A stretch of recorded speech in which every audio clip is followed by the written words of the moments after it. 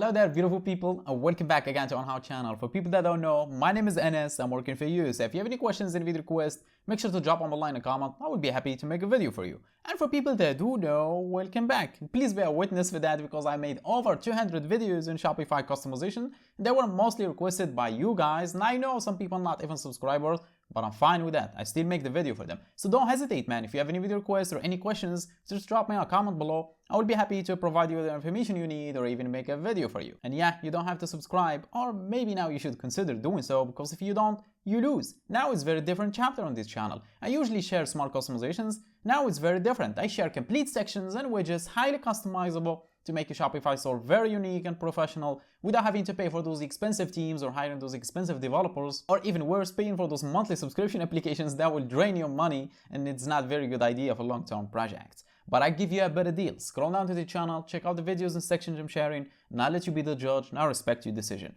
But for now, let me fulfill another request, which is a by subscriber this time, which is how to animate the header icons on your Shopify store by using your own code. Again, no applications involved here. And that's exactly what I'm about to show you. And it's very, very simple. You don't have to do anything, just copy and paste. You know how to do copy and paste?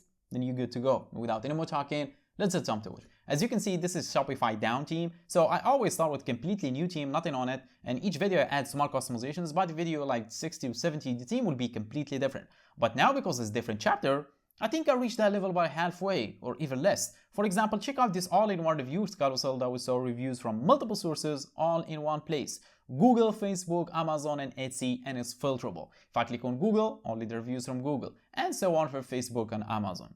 Or even better, check out this recent sales notification, as you can see, that will show up on your Shopify store by using your own custom code, no applications involved. And you can customize the behavior for it, when it should show up, how long to stay open, and to who to show up to, and the intervals between them, and the colors and clicks and so on. And this is all by using your own custom code. What I'm about to show you in this video is these icons right here, as you can see. Ooh, you see what you saw right now? This is actually, you know, those pop-ups that once you're trying to leave the page or close the page, they show up? That's exactly what you witnessed right now. And this is not any pop-up. This is an abandoned cart reminder that will remind the user of how many products he added to the cart and left them without any checkout. And this is by using the mouse trigger. It actually tracks the mouse cursor. Once you're trying to close the page or leave, then it will show up. And of course, it has a checkout button so it can pay you the money they owe you. And yes, that's again by using your own custom code, and the video is already posted. So let me close this and show you how to animate this. Once you hover over them, it will be animated and they will be lifted, and they have really cool animation. And without any more talking, let's just jump to it. After that, click on the three dots on the left of customize and click on edit code. And it will take you to the code editor for your Shopify theme. And in here on the left panel, we need to find a specific file or folder.